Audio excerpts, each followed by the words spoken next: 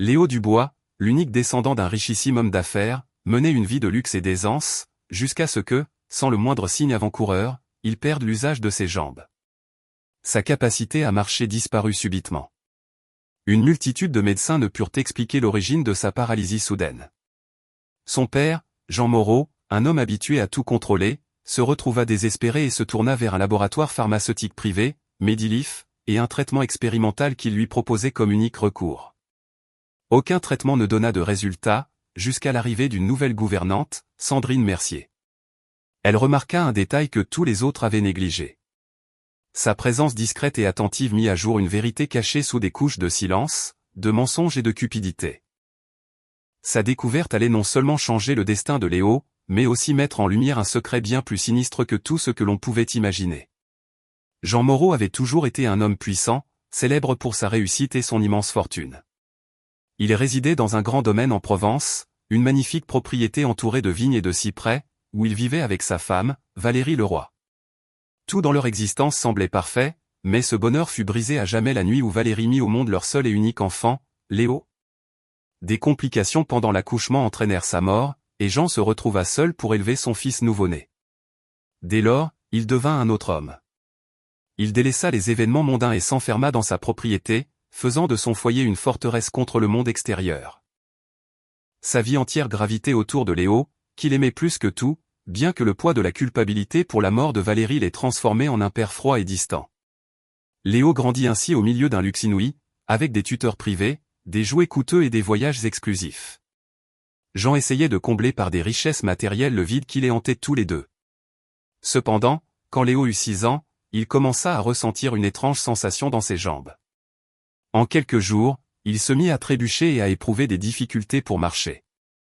Bien qu'ils aient consulté de nombreux spécialistes, aucun ne parvint à trouver la cause de son mal. En quelques semaines, Léo ne pouvait plus du tout marcher.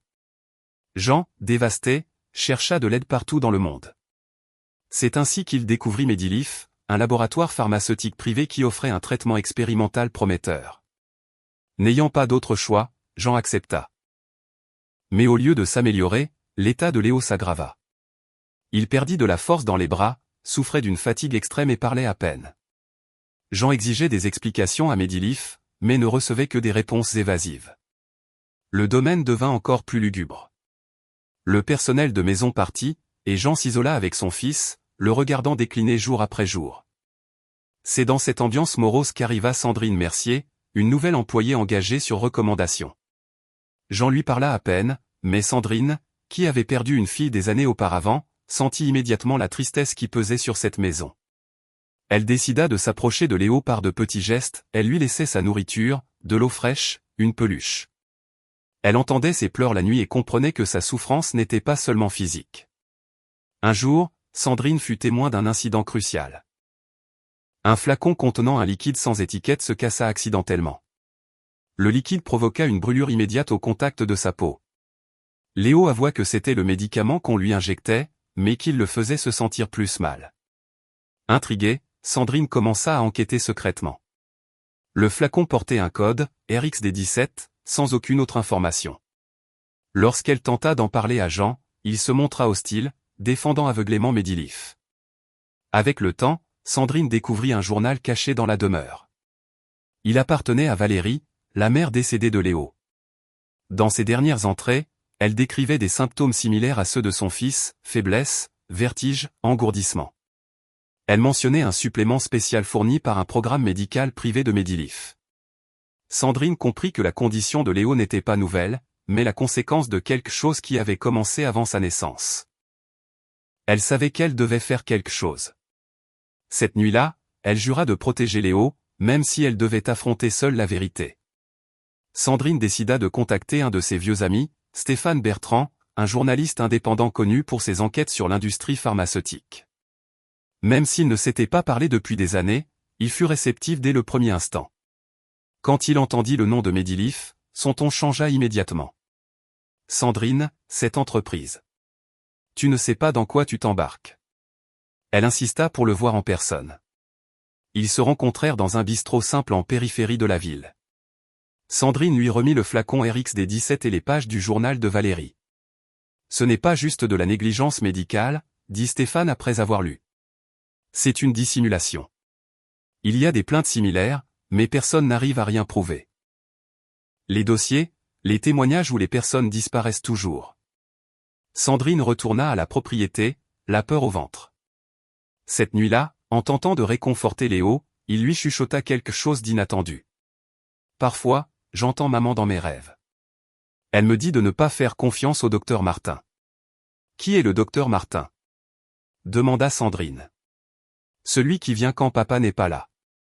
C'est lui qui me fait les injections maintenant. Sandrine n'avait jamais entendu parler de cet homme. En vérifiant discrètement l'agenda du personnel, elle trouva son nom noté plusieurs jours récents, toujours à des heures nocturnes. Une nuit, elle décida de se cacher dans le couloir et d'attendre. Vers 2 heures du matin, une silhouette d'homme en blouse médicale entra furtivement dans la chambre de Léo. Depuis la fente de la porte, Sandrine observa l'homme sortir une seringue avec le même liquide que celui du flacon RxD17. Sans hésiter, elle fit irruption dans la chambre. « Halte! Qu'est-ce que vous faites ?»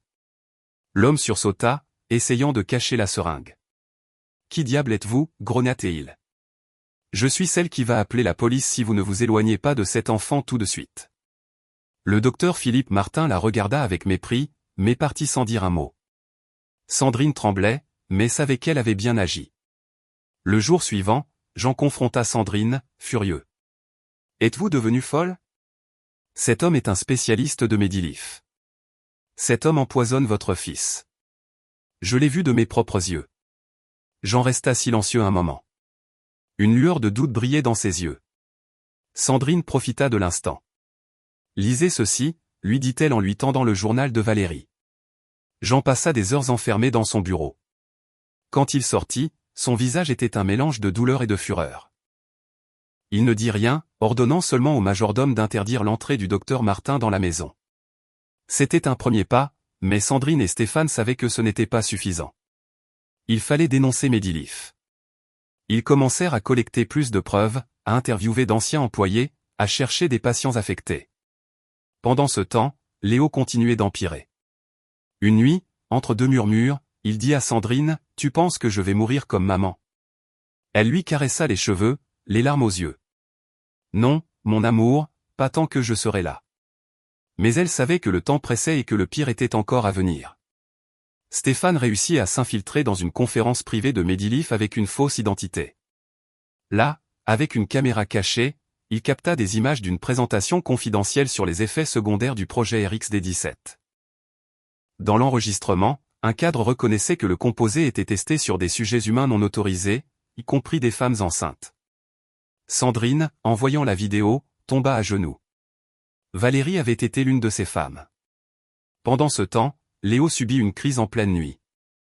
Sandrine le trouva évanoui, avec une forte fièvre et des difficultés à respirer. Jean rappela les urgences, mais Sandrine supplia, ne l'emmenez pas dans un hôpital affilié à Medilif. Contre tout instinct, Jean accepta. Ils le conduisirent dans une petite clinique sans lien avec le laboratoire. Là, un médecin honnête leur révéla que le RxD17 contenait des neurotoxines expérimentales.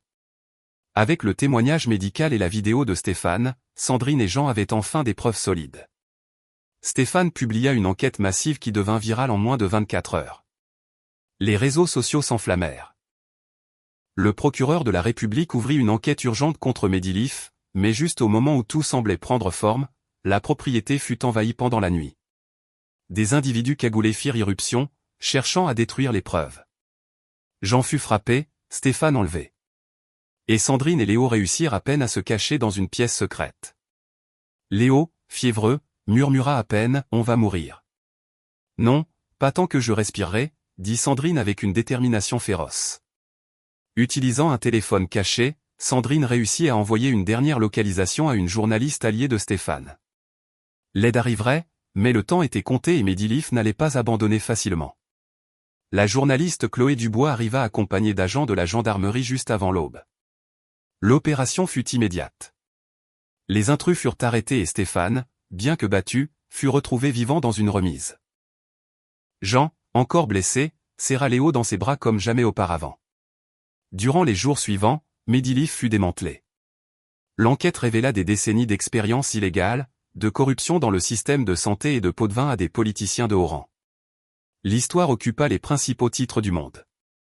Léo fut transféré dans une clinique spécialisée en Suisse, où il commença un traitement de désintoxication. Les médecins étaient prudents, mais optimistes.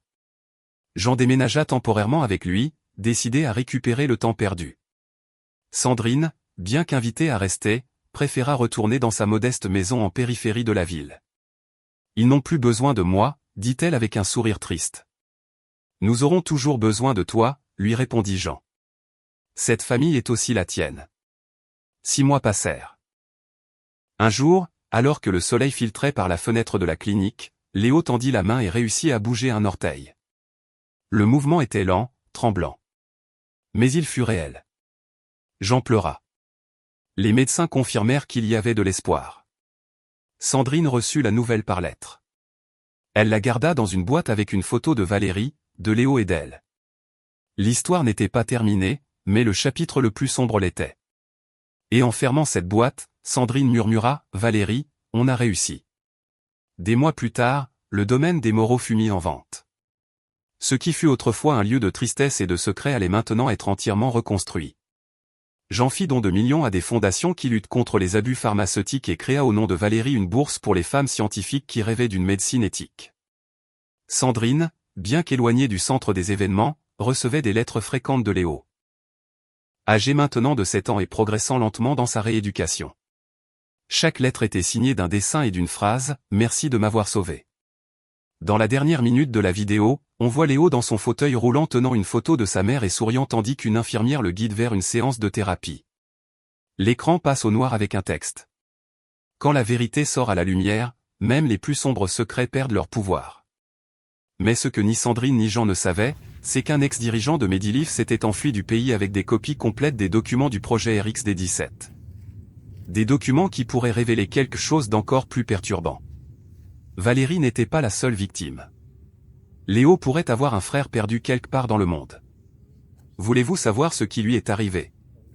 Alors, ne manquez pas notre prochaine histoire.